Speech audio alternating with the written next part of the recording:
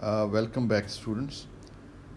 Last lecture में हमने जो है वो पोजीशन आइगन स्टेट्स को डिस्कस किया था फ्री पार्टिकल के लिए, और फिर हम मोमेंटम की आइगन स्टेट्स तक पहुंच गए थे।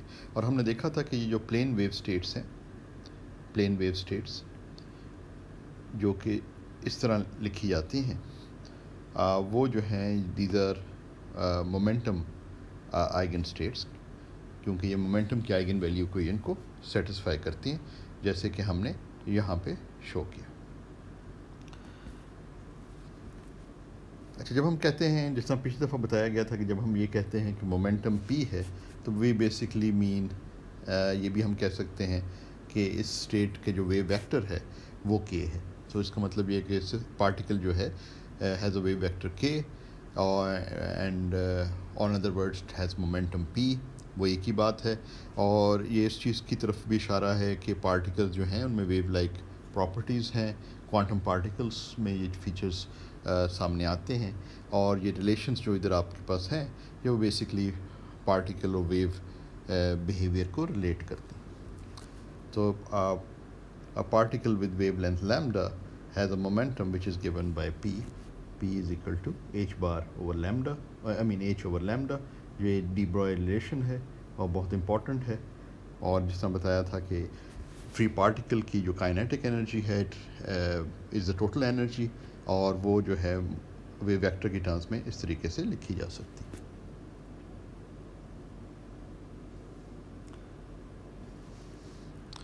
साथ साथ हम ये भी नोट करते हैं कि जब हम डिराक नोटेशन में लिखें तो हम ये लिख सकते हैं कि जो पी स्टेट है और माइनस पी स्टेट जो है are degenerate, meaning that they have the same energy.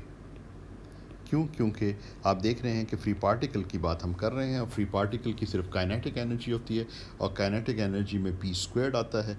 तो पी हो या माइनस पी हो, it will give you the same energy, क्योंकि जब स्क्वायर करेंगे तो आपके पास पी स्क्वायर्ड आ जाएगा, जो कि माइनस साइन और प्लस साइन जो है उसको डिस्टिंग्विश नहीं करता। तो हम ये कहते हैं डिजेनरेट, और ज़्यादा टेक्निकली कहें तो इसको कह सकते हैं टू फोल्ड डिजेनरेट, यानी दो स्टेट्स हैं विद द सेम एनर्जी। वो कौन सी दो स्टेट्स हैं? मोमेंटम p वाली और माइनस p वाली। यानी कि हम इस केस में अगर आप वन डायमेंशन में कंसिडर कर रहे हैं तो आप ये सोच सकते हैं कि मोमेंटम p वाली जो स्टेट है, यानी ये वाली जो स्टेट है, it is a state where the particle is moving towards the right direction, right side पे जा रहा है, और माइनस p वो है जो कि लेफ़्ट साइड पे जा रहा है। तो एक्सिस पे आपके पास दो सिचुएशन बन सकती हैं, मूविंग टू द राइट और मूविंग टू द लेफ़्ट। तो ये दोनों स्टेट्स जो हैं उसको केटर करती हैं। टू फोल्ड डिजेनरेट भी कहा जाता है इसको। उसके अलावा जो है, अगर हम ये जानना चाहें कि time dependence of the state की अगर हम बात करें,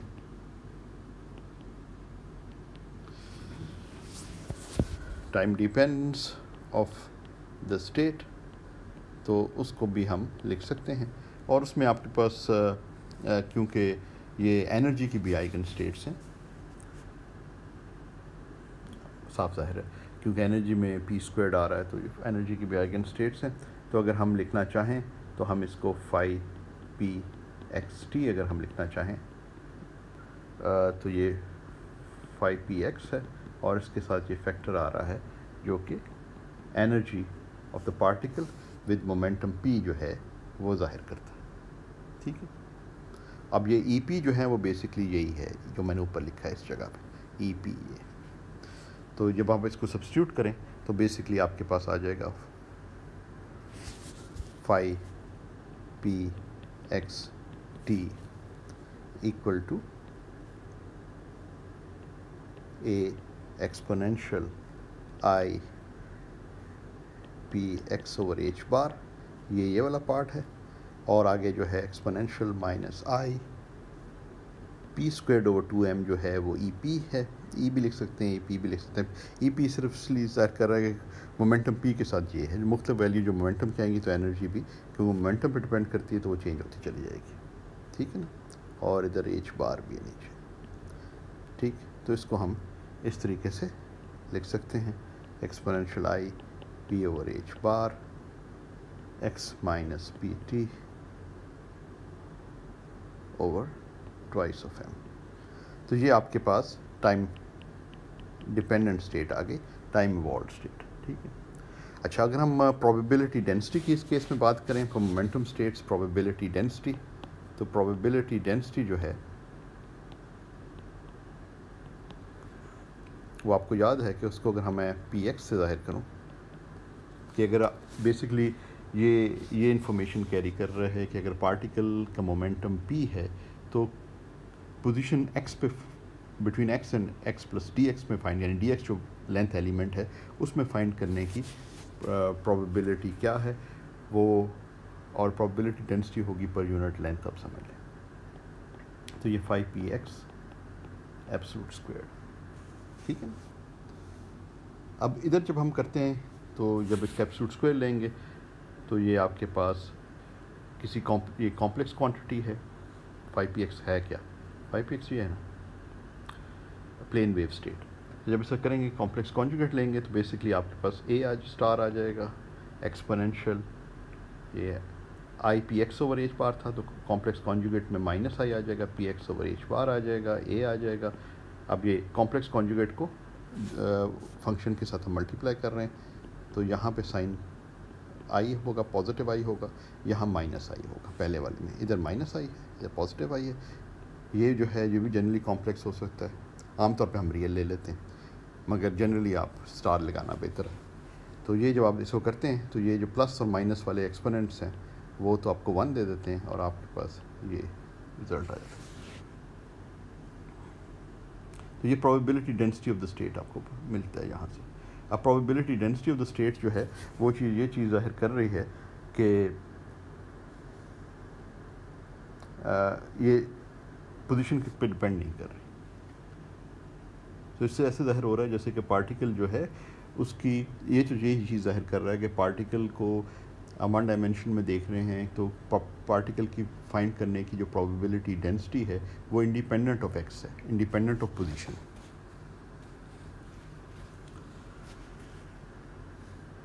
अब इसमें कई इश्यूज़ हैं कि ये नॉर्मलाइजेशन का इसका इशू है और ये चीज़ें हैं वो हम फिर हैंडल करते हैं, जो हम अगले सेमेस्टर में हम डिस्कस करेंगे कि हम linear superposition of plane wave states बना लेते हैं और हम एक और स्टेट कंस्ट्रक्ट करते हैं जो कि हमारी लोकलाइजेशन की जो प्रॉपर्टी है कि पार्टिकल कहीं ना कहीं लोकलाइज होना चाहिए।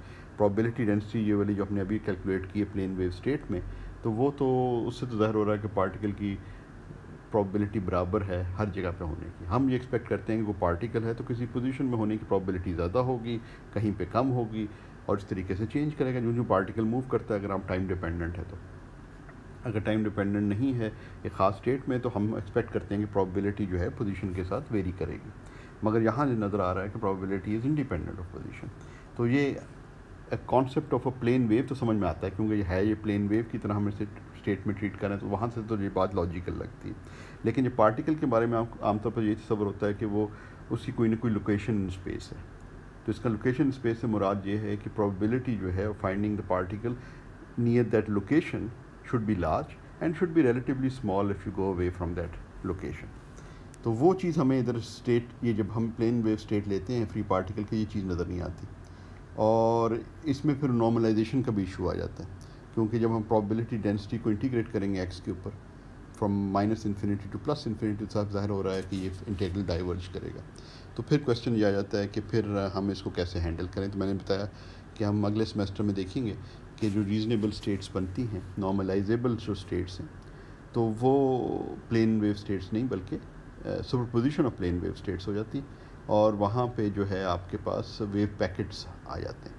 तो वेव पैकेट स्टेट्स जो हैं वो ज़्यादा रीज़नेबल है ये फ्री पार्टिकल्स को डिस्क्राइब करने के लिए। इसके अलावा जो इम्पॉर्टेंट चीज़ इधर आ जाती है तो ये इसका मतलब ये वाली चीज़ जो नॉर्मलाइजेशन वगैरह वाली, वो फिर हम अगले सेमेस्टर में इसको हम डिटेल में देखेंगे। दो तीन चीज़ें और इम्पॉर्टेंट इधर आ जाती हैं, वो ये है कि क्योंकि ये कंटिन्यूस आइगन बेसिस है मोमेंटम की, तो जो आपके पास ऑर्थोनॉर्मेलिटी कंडीशंस हैं उनमें क्रोनेकर डेल्टा की बजाय डिराक डेल्टाज आ जाते हैं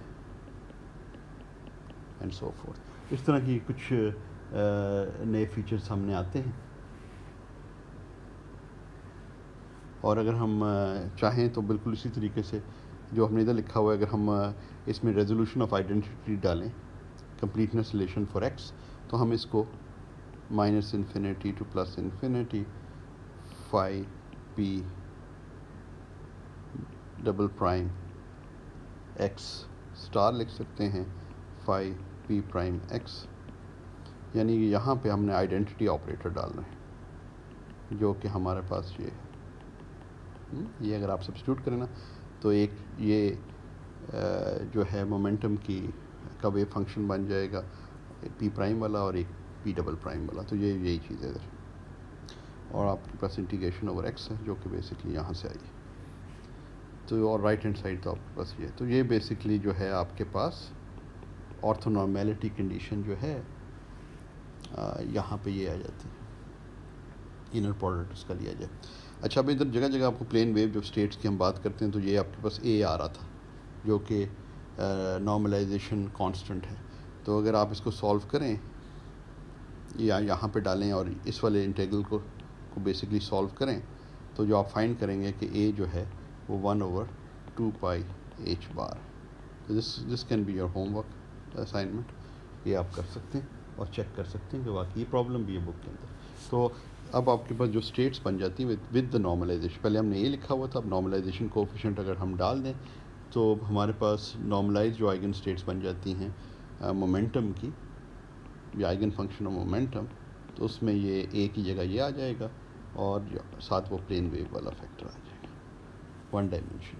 तो ये बेसिकली आपके पास जब आप कहते हैं कि plane normalize plane wave state है या मोमेंटम की आइगन स्टेट है, तो वो या मोमेंटम का आइगन फंक्शन है, तो वो फिर आपके पास ये आ जाता है। अब मोमेंटम की जो आइगन स्टेट्स हैं वो भी कंप्लीट बेसिस फॉर्म करती हैं, तो इसका मतलब है कि हम ये भी लिख सकते हैं कि minus infinity to plus infinity, जिस तरह मैंने एक्स वाला लिखा था, तो हम ये इसको भी आइडेंटिटी ऑपरेटर लिख सकते हैं with integration over D P, integration over P, ठीक है ना। तो ये चीज़ भी लिखी जा सकती है।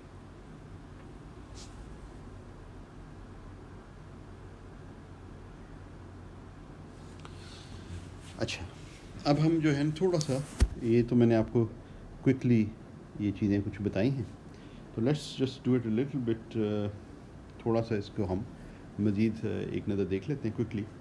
और इम्पॉर्टेंट जो चीज़ें इसमें आ रही हैं मोमेंटम रिप्रेजेंटेशन में, जिससे मैंने ऊपर लिखा कि ये आइडेंटिटी ऑपरेटर वगैरह आपके पास आ जाता है।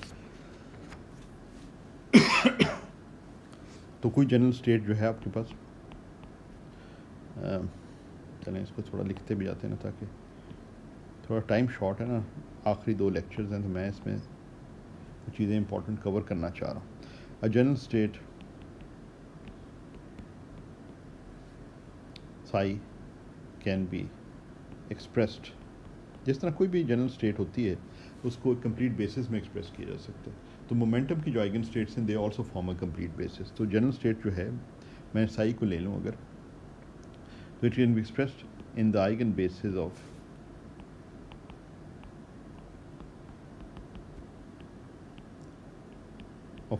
मोमेंटम पी वाली ऑपरेटर। यानी कि जब हम लिखना चाहते हैं किसी भी बेसिस में, तो बेसिकली हम जिस तरह पहले भी 1-2 दफ़ा हमारे डिस्कस कर चुके हैं ये बात, कि बेसिकली आप आइडेंटिटी ऑपरेटर से मल्टीप्लाई कर रहे हैं, तो किस बेसिस में लिखना है उससे कॉरस्पॉन्डिंग आइडेंटिटी ऑपरेटर आप इस्तेमाल कर लेते हैं। कंप्लीट बेसिस होना चाहिए, इसलिए आइडेंटिटी ऑपरेटर जो है वो एक्सप्रेस होगा इस किस्म की फॉर्म में। अगर आपने मोमेंटम बेसिस में लिखना है, अगर आपने पोजीशन बेसिस में लिखना है, तो ये आ जाएगा। तो हर दफ़ा आप इस तरीके से कर सकते हैं। तो अगर मोमेंटम बेसिस में आपने लिखना है तो फिर आप ये वाली आइडेंटिटी ऑपरेटर का रिलेशन इस्तेमाल कर लें। तब जब ये वाला इस्तेमाल करते हैं तो ये डी पी आ जाता है, पी ये प्रोजेक्शन ऑपरेटर्स है ना, मोमेंटम के जो प्रोजेक्शन ऑपरेटर्स पे सम करते हैं, ये अगर डिस्क्रीट बेसिस है या इंटीग्रेट कर दें कंटिन्यूस बेसिस है, तो वो आइडेंटिटी आपको दे देता है, आइडेंटिटी ऑपरेटर। अच्छा, तो इसको कई दफ़ा कई बुक्स जो हैं ये साई ऑफ पी लिखती हैं, जो ये मैकेंटायर की बुक है ये इसको थोड़ा डिस्टिंग्विश करने के लिए फाई ऑफ पी लिख देते हैं।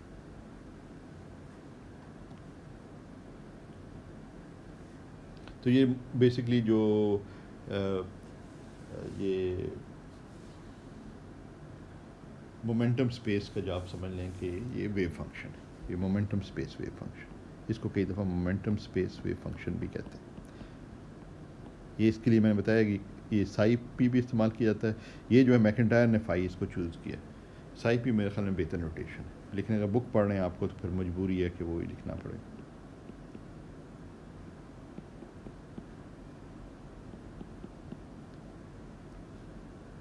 मुझे बहुत ज़्यादा अच्छा लग रहा है तो मैं मजबूरन अपनी वो इस्तेमाल करते हुए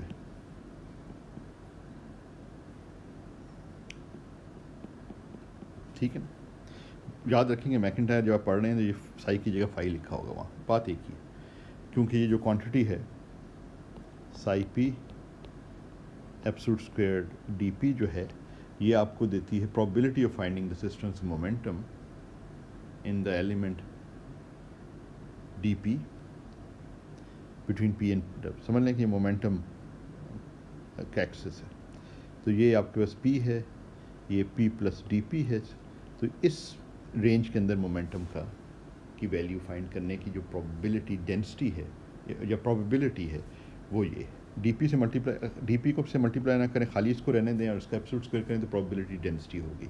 जब डीपी से मल्टीप्लाई कर देंगे तो ये प्रोबेबिलिटी बन जाएगी, probability of finding the systems momentum in this range of momentum which is DP, ठीक है ना, यानी between P and P plus DP. अच्छा, अगर हम इनर प्रोडक्ट्स देखें मोमेंटम स्पेस में, इनर प्रोडक्ट्स तो आप फाई साई दो स्टेट्स हैं, दो जनरल स्टेट्स हैं, उनके इनर प्रोडक्ट लिखना चाह रहे हैं। तो अगर मोमेंटम स्पेस में इसको देखना चाहते हैं तो वही हम काम करेंगे, आइडेंटिटी ऑपरेटर बीच में हम डाल सकते हैं, यानी कि फाई यहाँ हम आइडेंटिटी ऑपरेटर डाल देते हैं जो कि साई स्टेट के ऊपर ऑपरेट कर रहा है, ठीक है ना। तो इसको इस तरह समझ लें, क्योंकि आइडेंटिटी ऑपरेटर है तो वो दोबारा ये आपके यही लेफ्ट हैंड वाली चीज़ आ जाएगी, तो इसलिए हम आइडेंटिटी ऑपरेटर कहीं भी जो है इंसर्ट कर सकते हैं। जब आप ये इंसर्ट करते हैं तो आपके पास ये फाई आ जाता है, ये डी पी आ जाता है, ये पी आ जाता है, ठीक है ना। ये आइडेंटिटी आपने ऑपरेटर को मोमेंटम स्पेस में एक्सप्रेस करना चाहते हैं, उसका आइडेंटिटी ऑपरेटर इस्तेमाल कर लें। समझ आ रही बात? तो ये मैंने यहाँ पे ये सब्स्टिट्यूट किया, उससे मेरे पास जो है ना ये बन गया,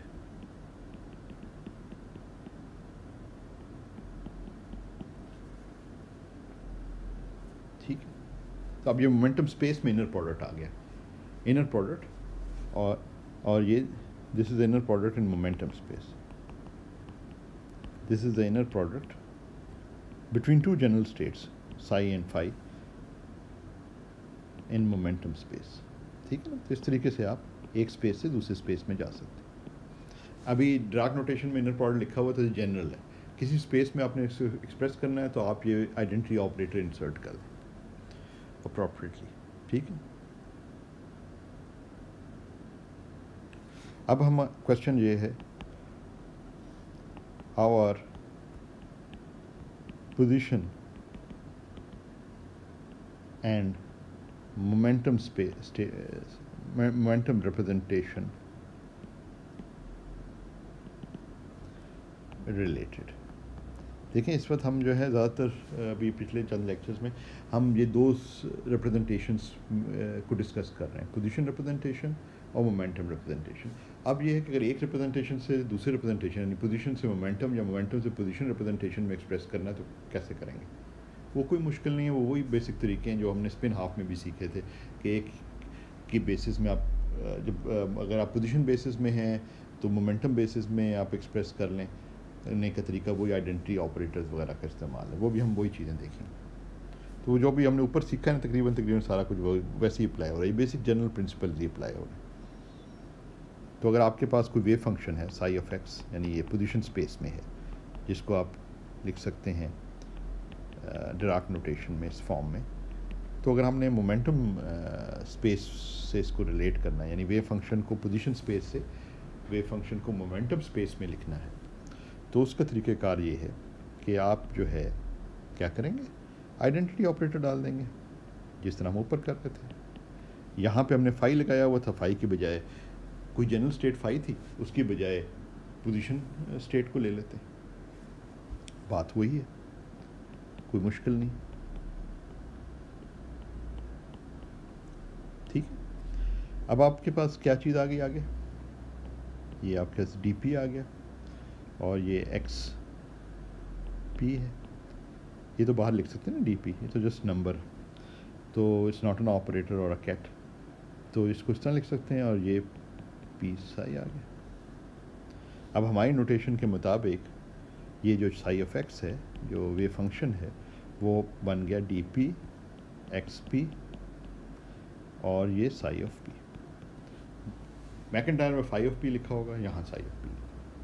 तो बेसिकली जो ट्रांसफॉर्मेशन इस जब आपके पास होता है ना, जब आप ये एक स्पेस से दूसरी स्पेस, अब आप ये position space left hand side पर है और momentum space basically right hand side पर है, मगर बीच में ये जो आपके पास इनर प्रोडक्ट्स आ रहे हैं ना, ये दो बेसिस की ट्रांसफॉर्मेशन वाले इनर प्रोडक्ट है। ये ट्रांसफॉर्म, ये वो क्वांटिटीज़ हैं जो बताती हैं कि ये ट्रांसफॉर्मेशन कैसे होगी, पी से एक्स कैसे जाएंगे।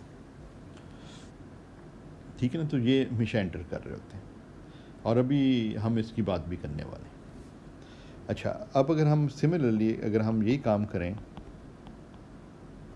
साई ऑफ पी से स्टार्ट करें, यानी वेव फंक्शन मोमेंटम स्पेस से स्टार्ट करें, और हम कहते हैं कि जी हम जो है मोमेंटम स्पेस को, मैं 3 लगाया डेफिनेशन, जिस तरह ये बाय डेफिनेशन ये है ना, डिराक नोटेशन में अगर आप लिखना चाहते हैं तो इसको हम इस तरीके से लिख लेते हैं, वहाँ एक्स आ रहा था, यहाँ एक्स आ रहा था, यहाँ पी आ रहा है। ठीक है ना, तो this is the wave function in momentum space. तो अब हम क्या कहते हैं कि जी हमने अब इसको एक्सप्रेस करना है पोजीशन स्पेस में, पोजीशन स्पेस में एक्सप्रेस करना है, तो जो हमने इधर स्टेप्स लिए हैं उनसे मिलते जुलते स्टेप्स लेने हैं। सिर्फ ये है कि वहाँ पे हमने आइडेंटिटी ऑपरेटर जो है, या दूसरे लफ्ज़ों में कंप्लीटनेस रिलेशन जो है, वो मोमेंटम की आइगन बेसिस की ली थी, अब हम पोजीशन की ले लेंगे। तो यानी कि अब हम जब लिखेंगे इसको तो ये आपके पास ऐसे हो जाएगा कि आपने आइडेंटिटी ऑपरेटर पोजीशन वाला डाल दिया, जो थोड़ी देर पहले मैंने आपको कहीं पे दिखाया था, अब पता नहीं कहाँ चला गया, ये यहाँ पे है। यस, तो ये जो है ना वो हम सब्स्टिट्यूट कर देंगे, तो एक बेसिस से दूसरे बेसिस में आप जाने के पोजीशन में आ जाते हैं। ठीक है ना, बिल्कुल वही जो ऊपर वाले स्टेप्स हैं उसी के, बस ये रियलाइज़ करते हुए कि अब हमने इसको पोजीशन रिप्रेजेंटेशन में लिखना है।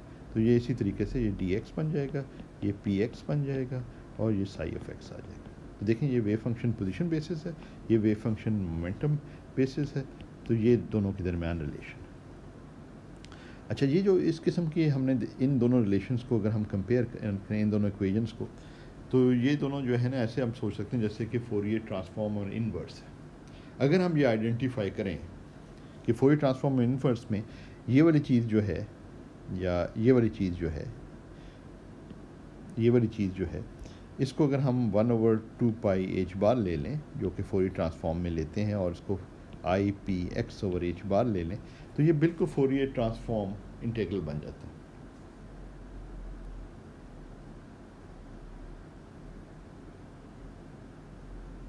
तो this basically represents the Fourier transform of psi of p. Fourier transform psi of p का लेंगे तो आपके पास psi of x आ जाएगा, Fourier transform psi of x का लेंगे तो ये आ जाएगा px, जिस तरह आप जानते हैं कि xp और px जो हैं दोनों एक दूसरे के कॉम्प्लेक्स कॉन्जुगेट होते हैं। जब कैट्स और ब्रा जो है इंटरचेंज करें तो कॉम्प्लेक्स कॉन्जुगेशन हो जाती है। इसका मतलब है कि ये जो फैक्टर है नीचे वाला, ये वाला, इसमें ये पहला वाला जो प्री फैक्टर है ये तो इफेक्ट नहीं होगा, सिर्फ जो है एक्सपोनेंट में जहाँ आई आ रहा, पॉजिटिव आई आ रहा था, वहाँ माइनस आई आ जाएगा। ठीक है, तो इस तरीके से हम ये सोच सकते हैं कि ये दोनों जो हैं स्पेसेस एक दूसरे की फोरियर ट्रांसफॉर्म है, और जो ट्रांसफॉर्मेशन का इनर प्रोडक्ट जो है वो जिसको हम लिख सकते हैं पी एक्स जो है is equal to X P complex conjugate.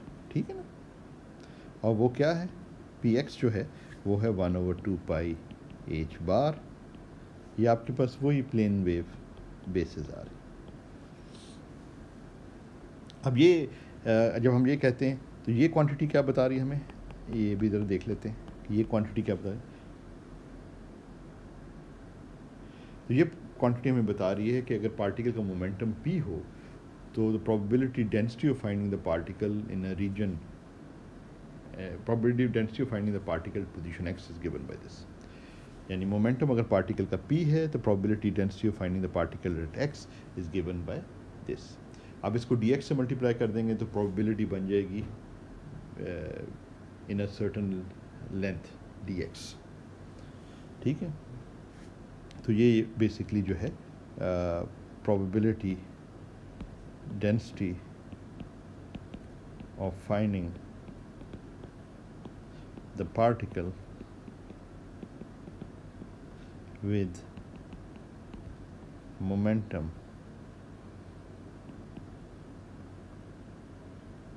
at x. ठीक, वन डायमेंशन में ये.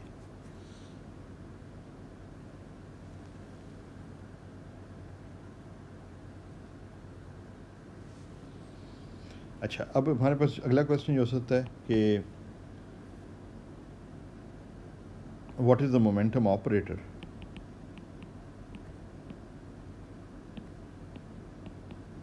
ये हमने पहले भी एक दफ़ा क्वेश्चन रखा था अपने सामने. इन पोजीशन रिप्रेजेंटेशन, पोजीशन रिप्रेजेंटेशन लिखें या पोजीशन बेसिस लिखें, एक ही बात. ये हमारे सामने अब सवाल है.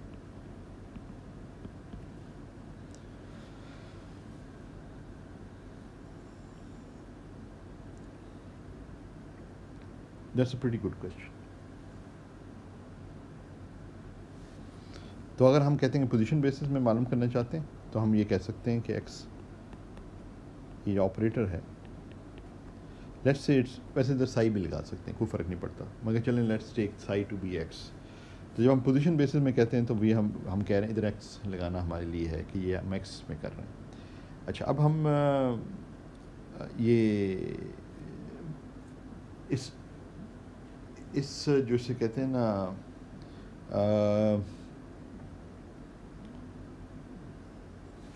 एक सेकंड, फ़ोन आ रहा है. अच्छा, जो है इसमें जो है हमने इस मैट्रिक्स एलिमेंट को वैल्यूएट करना है कि ये किस तरह हम कह रहे हैं. बेसिकली जब हम कहते हैं ना कि ये पोजीशन रिप्रेजेंटेशन लिखना है तो हम आमतौर पे कहते हैं कि ये कोई भी ऑपरेटर ए हो when it operates on some state psi and दुबरा में हमने एक्स लिखा हुआ, तो ये जाहिर कर रहे हैं हम कि हम अल्टीमेटली पोजीशन बेसिस में या पोजीशन रिप्रेजेंटेशन में इसको एक्सप्रेस करना चाहते हैं कि कोई ऑपरेटर स्टेट किसी स्टेट पे ऑपरेट करता है, it will give you some state and we want to express that state in position representation. देखिए ना, ये भी एक स्टेट बनेगी ना जब आप ऑपरेटर ऑपरेट करेगा. और पोजीशन रिप्रेजेंटेशन में इसको लिखने का मतलब ये है कि पोजीशन बेसिस के साथ उसका इनर प्रोडक्ट लेना. यही हम करते रहे, इसी को हम अंडरस्टैंड करते हैं इस तरह. यहाँ पे जिस ऑपरेटर से हम इंटरेस्टेड, जिस ऑपरेटर में हम इंटरेस्टेड हैं वो मोमेंटम ऑपरेटर है. एक्स इधर लिखने से थोड़ी सी आसानी हो जाएगी डेरिवेशन में, तो कोई भी साई ले सकते हैं. We can take a specific one which is X. अच्छा, अब इसको अगर हमने एवेल्यूएट करना है तो it's not so easy because we don't know कि पोजीशन रिप्रेजेंटेशन में ये क्या है. मगर एक रिप्रेजेंटेशन हमें पता है कि हर ऑपरेटर एक रिप्रेजेंटेशन में बड़ा सिंपल हो जाता है. उसका ऑपरेशन, उसका एक्शन जो है ना बड़ा सिंपल हो जाता है स्टेट पे. और वो कौन सी बेसिस है? वो उसकी आइगन बेसिस है. तो हमें पता है कि आइगन बेसिस में जब भी कोई ऑपरेटर अपने आइगन बेसिस पे ऑपरेट करता है तो एक नंबर दे देता है और फिर आपको वो आइगन स्टेट वापस मिल जाती है. वो सबसे सिंपल ऑपरेशन होता है किसी ऑपरेटर का. तो अब हमारी भी इधर कोशिश होनी चाहिए, क्योंकि हमारे पास ऑपरेटर मोमेंटम ऑपरेटर है, तो हम मोमेंटम बेसिस में इसको एक्सप्रेस करें इस मैट्रिक्स एलिमेंट को. वही आइडेंटिटी ऑपरेटर वाला काम करना है हमने इधर. तो हम आइडेंटिटी ऑपरेटर इधर डाल देते हैं, ठीक है ना, ताकि इसको हम एक्सप्रेस कर सकें इन मोमेंटम बेसिस. मोमेंटम की आइगन स्टेट्स पे जब ये ऑपरेटर ऑपरेट करेगा तो बड़ा सिंपल सा हम सिंपली इसको वैल्यूएट कर सकते हैं. तो let's just do it quickly. तो ये जो है ये एक्स प्राइम है, ये पी है, और यहाँ पे हमने जो है ये आइडेंटिटी यानी कि मोमेंटम की बेसिस जो है की टर्म्स में एक्सप्रेस कर दिया और इंटीग्रेशन पी पे आ गया. अब ये बहुत सिंपल हो गया ना ये सारा काम करने से, क्योंकि जब पी ऑपरेटर पी के ऊपर एक्ट करेगा आइगन बेसिस ऑफ मोमेंटम पे, तो आपको एक नंबर मोमेंटम पी दे देगा. तो इसको हम लिख सकते हैं x prime P P x P T P. ये पी कहाँ से आया? ये यहाँ से आया. ये जो है पी आपको दे देगा. तो वो पी नंबर है तो वो बाद में लिख दिया, ठीक है ना, और ये मोमेंटम पे इंटीग्रेशन है। और फिर पी का इनर प्रोडक्ट एक्स प्राइम के साथ आया तो वो ये आ गया, और ये तो वैसे का वैसे ही नीचे आ गया।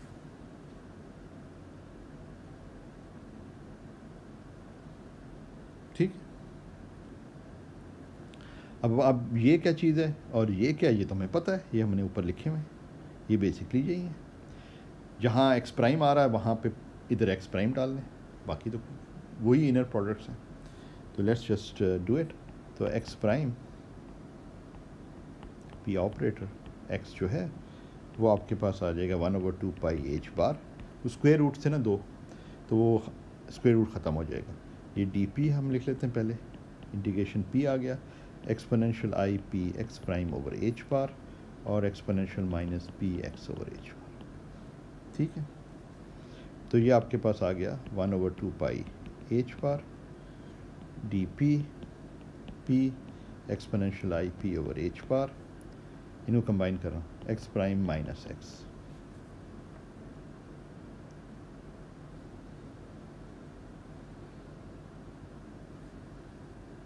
ये एक्स प्राइम,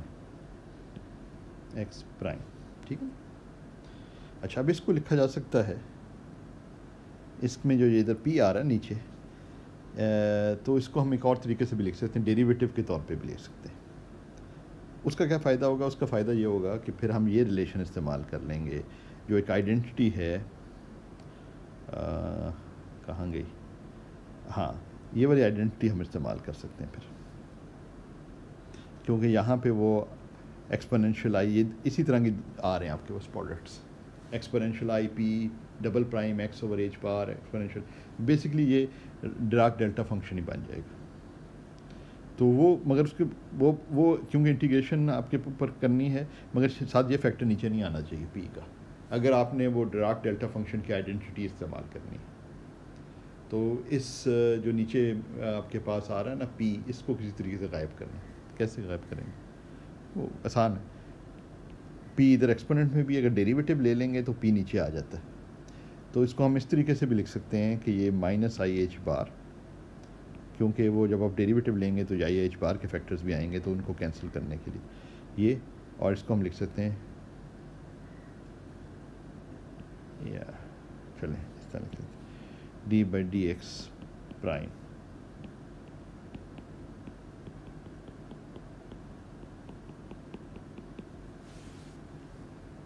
ठीक। तो हम इसको इस तरीके से भी लिख सकते हैं। तो ये आपके पास x prime p operator x है, तो ये माइनस आई एच बार, इसको चले पार्शल की बजाय डेरिवेटिव भी लिख लेते हैं डेल्टा। अब ये जो है ना, ये डेल्टा फंक्शन बन रहा है, ये delta x prime minus x, या पी के ऊपर इंटीग्रेशन होगी तो डेल्टा एन एक्स आ जाता है with the factor of 1/2 pi H bar. तो ये delta x prime minus x हो गया।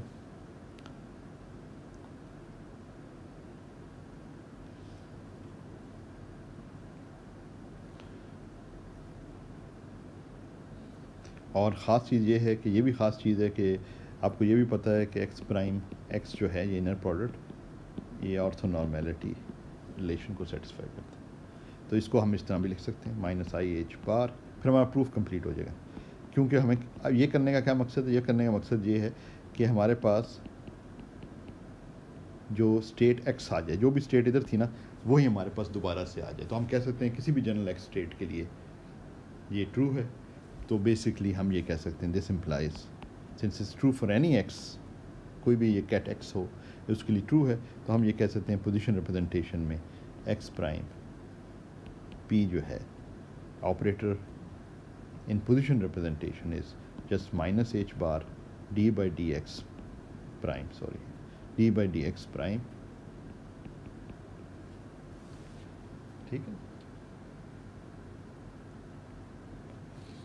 और चाहें तो ये इस्तेमाल कर लें और चाहें तो ये। तो बेसिकली हमें ये पता चल रहा है यहाँ पे कि पोजीशन रिप्रेजेंटेशन में मोमेंटम ऑपरेटर जो है it's just the derivative operator, और ये कांस्टेंट सर मल्टीप्लाई हो रहा है जो कि माइनस आई एच बार है। और इसी तरह की जो तरकीब अगर हम लड़ाएँ तो इसको आमतौर पे इधर तो हमने प्राइम लिखा हुआ है ना, तो आमतौर पे किताबों के अंदर जब आप इसको पढ़ेंगे तो किताबों के अंदर, एक सेकंड ज़रा एक चीज़ गलत हो रही ये, अच्छा किताबों के अंदर जब आप ये पढ़ेंगे तो ये आमतौर पे जो है ये इस फॉर्म में लिखा होगा कि ये ऑपरेटर जो है इन position representation minus I H bar D by D x है। प्राइम लिखाने के लगाने की जरूरत नहीं है, इट होल्ड्स ट्रू जो है वो इसकी फॉर्म। तो ये जो है this is momentum operator in position representation. अब आप होमवर्क के तौर पे शो कर सकते हैं, शो दैट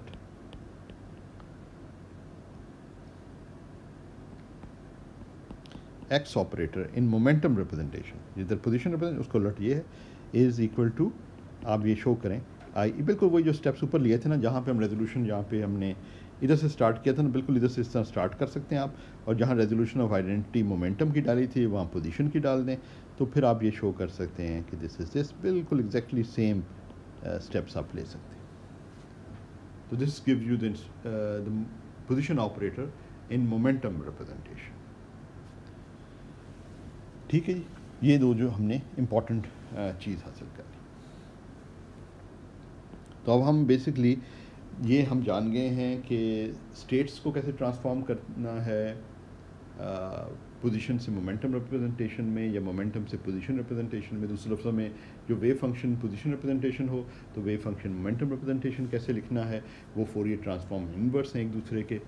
दूसरी चीज़ हमने ये भी अब सीख ली है कि ये ऑपरेटर्स जो हैं इन दोनों बेसिस में जो है रिप्रेजेंटेशन में जो इम्पोर्टेंट ऑपरेटर्स हैं वो पोजीशन ऑपरेटर है और मोमेंटम ऑपरेटर है।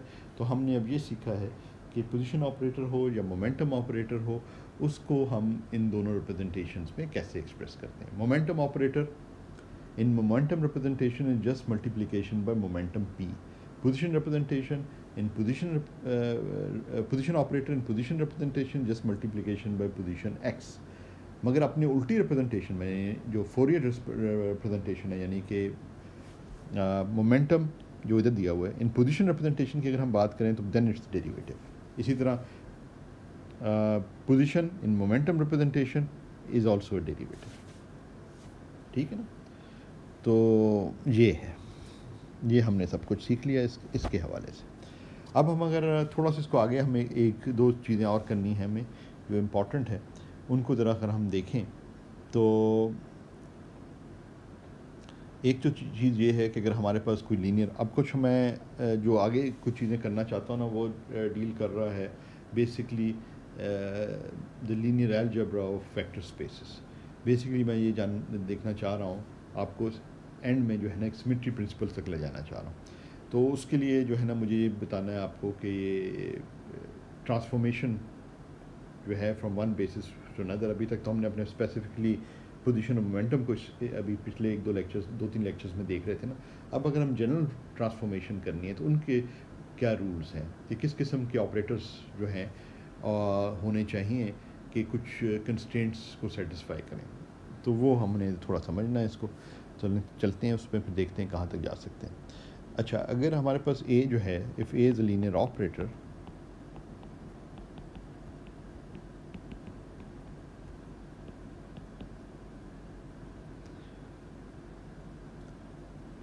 then a function of a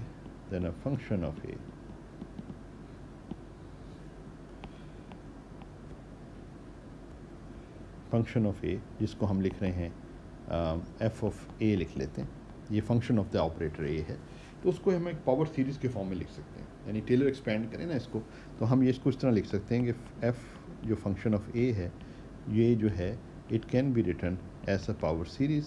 इसमें कुछ कोफिशिएंट्स होंगे, इनको ए एन कह देते हैं, ये ऑपरेटर्स नहीं है, और ऑपरेटर्स इधर आने शुरू हो जाते हैं। एग्ज़ाम्पल क्या है, ये इंपॉर्टेंट चीज़ है इसलिए थोड़ा सा इसको बता रहा हूँ मैं आपको।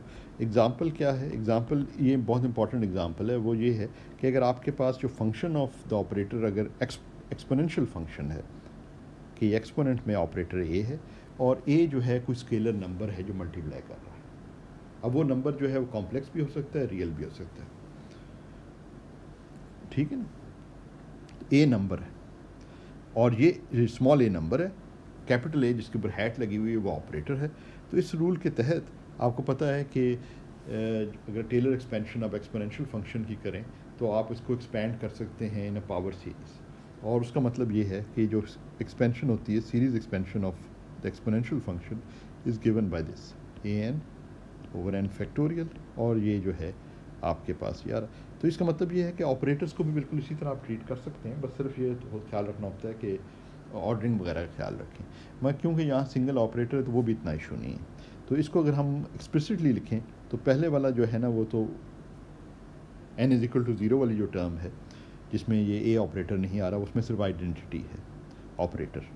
फिर आपके ए आ जाएगा, फिर ए स्क्वेयर्ड ओवर 2 फैक्टोरियल, और ये ऑपरेटर ए स्क्वेयर्ड है प्लस A3 ओवर 3 फैक्टोरियल, और ये फिर ऑपरेटर A3 है, और ये इन्फिनिट सीरीज़ है। ठीक है, ए स्क्वेयर जब हम कहते हैं तो ए स्क्वेयर से मुराद, अब जैसा पहले कई दफ़ा हम देख चुके हैं, इससे मुराद है कि ए ऑपरेटर 2 दफ़ा एक्ट करे किसी भी स्टेट पर, ए क्यूब जो है 3 दफ़ा एक्ट करे। ठीक है ना।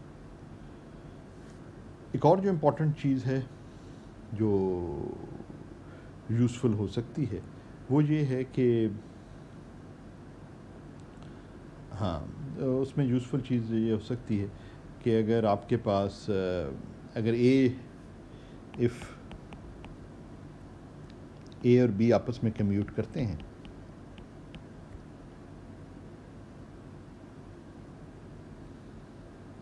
Then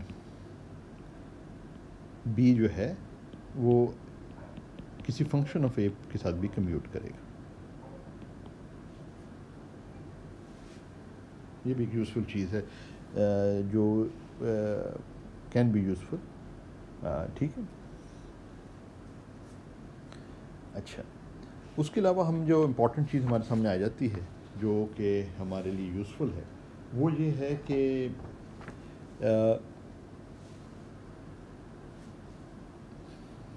there are a certain class of operators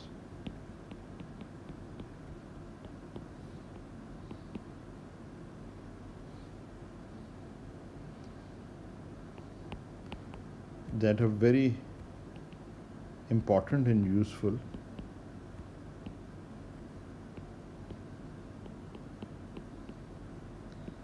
in quantum mechanics, और वो कहलाते हैं यूनिटरी ऑपरेटर्स। यूनिटरी ऑपरेटर्स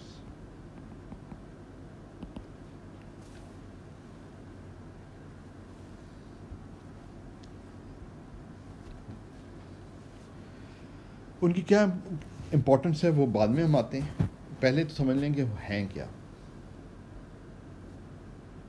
तो यूनिटरी ऑपरेटर जो बेसिकली डिफ़ाइन किए जाते हैं वो इस बेसिस पे डिफ़ाइन किए जाते हैं कि यूनिटरी ऑपरेटर जो है, अगर यूनिटरी ऑपरेटर का एडजॉइंट उसके इन्वर्स के बराबर है तो हम कहते हैं यूनिटरी ऑपरेटर। इसको इस तरीके से भी लिखा जा सकता है कि अगर हम लेफ़्ट से या राइट से, ऑपरेटर्स के लिहाज से तो ये ख्याल रखना पड़ता है ना कि लेफ़्ट से आप मल्टीप्लाई कर रहे हैं यानी एक्ट करा रहे हैं, या राइट से एक्ट करा रहे हैं, तो इस चीज़ का ख्याल रखना। इधर अगर हम एक्ट कराएँ लेफ़्ट से या राइट से तो क्या होगा दोनों साइड पर, इधर हम एक्ट करेंगे इन्वर्स ऑपरेटर। तो इन्वर्स ऑपरेटर की खसूसियत ये है इन्वर्स ऑपरेटर की कि कोई भी ऑपरेटर हो ए, उसके इन्वर्स से जब मल्टीप्लाई करें तो वो इक्वल टू हो जाता है ए इन्वर्स, और ये आइडेंटिटी ऑपरेटर के बराबर होता है कि a operator multiplied by its inverse operator gives you the identity operator. तो जब हम लेफ़्ट से या राइट से यू ऑपरेटर के साथ मल्टीप्लाई करेंगे, हम लिख देता हूँ मल्टीप्लाई फ्रॉम लेफ़्ट और राइट, या एक्ट ऑन, चलें इसको इस तरह कर,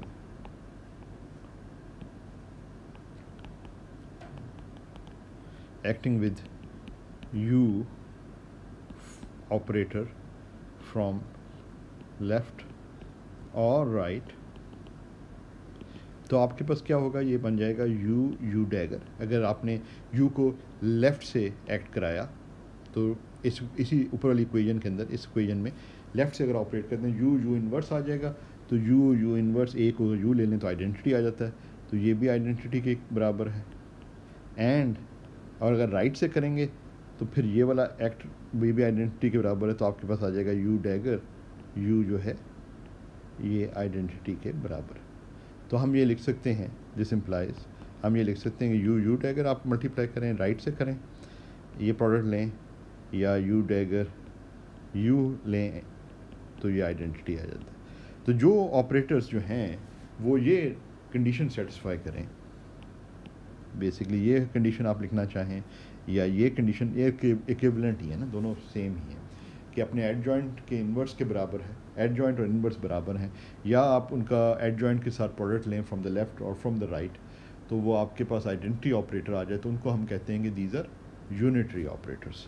तो ये यूनिटरी ऑपरेटर की कंडीशन है, यूनिटैरिटी से भी कहते हैं। या चलें इसको unitary operator satisfy this.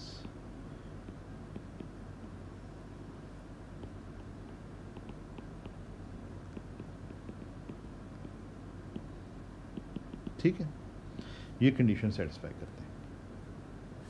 Example, एक इम्पॉर्टेंट एग्जाम्पल जो यूनिटरी ऑपरेटर की है वो मैं बताता हूँ, जो हमारे लिए इम्पॉर्टेंट है।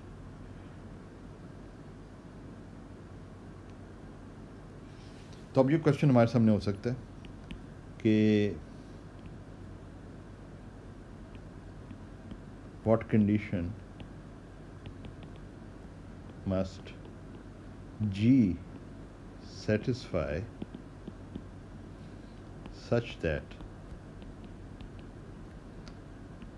ये जो ऑपरेटर मैं कंस्ट्रक्ट कर रहा हूँ exponential I L epsilon G जो है, what condition must G satisfy such that U is unitary.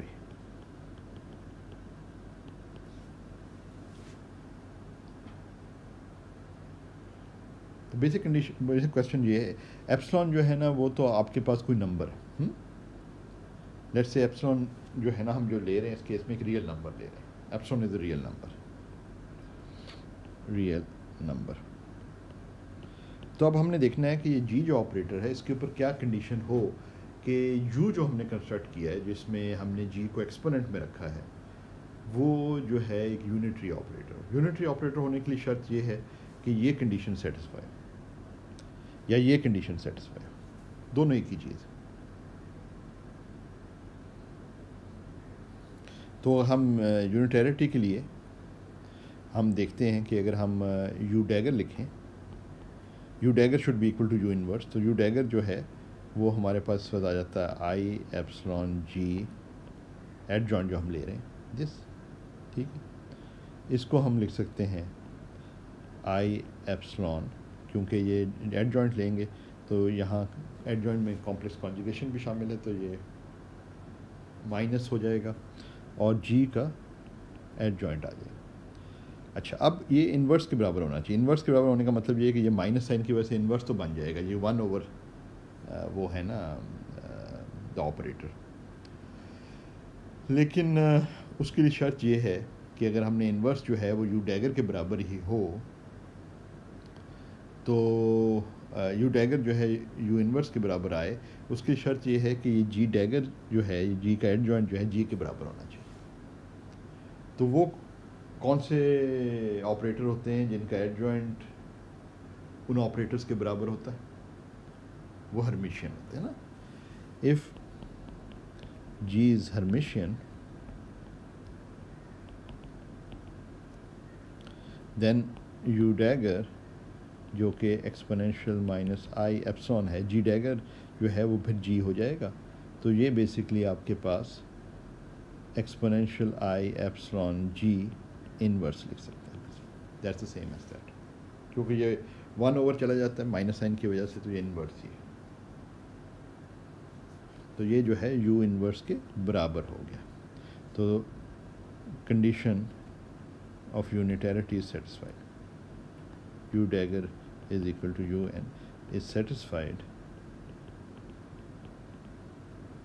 if g is equal to g dagger, यानी हर्मिशियन होना चाहिए, यानी ये ऑपरेटर जो है ये हर्मिशियन होना चाहिए। ठीक है, this is kind of an important चीज़ है जो हमारे लिए यूज़फुल हो सकती है। अच्छा, अब हमने जो है बेसिकली जब हम इसकी बात कर रहे हैं तो हम थोड़ी सी ट्रांसफॉर्मेशंस की बात करते हैं। ठीक,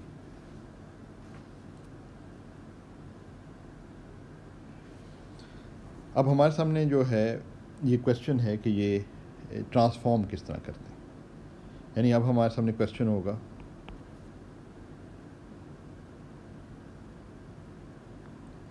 what is the effect of a unitary operator, या unitary operator का एक्शन क्या है, unitary operator on a ket,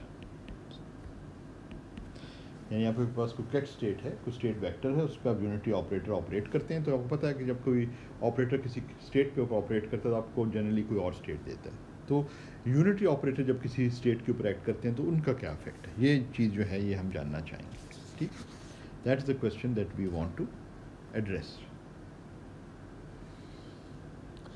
एक तो चीज़ हम ये देखना चाहेंगे कि अंडर जो है ये ट्रांसफॉर्मेशन ये किस तरीके से ये केट वेक्टर्स कैसे ट्रांसफॉर्म होते हैं, ये चीज़ मालूम करना चाहेंगे। तो ये क्वेश्चन फिर हम जो है ना अगले लेक्चर में इसको एड्रेस करते हैं। यहाँ आज हम इसको रोकते हैं, अगला लेक्चर हमारा फाइनल लेक्चर होगा सेमेस्टर का।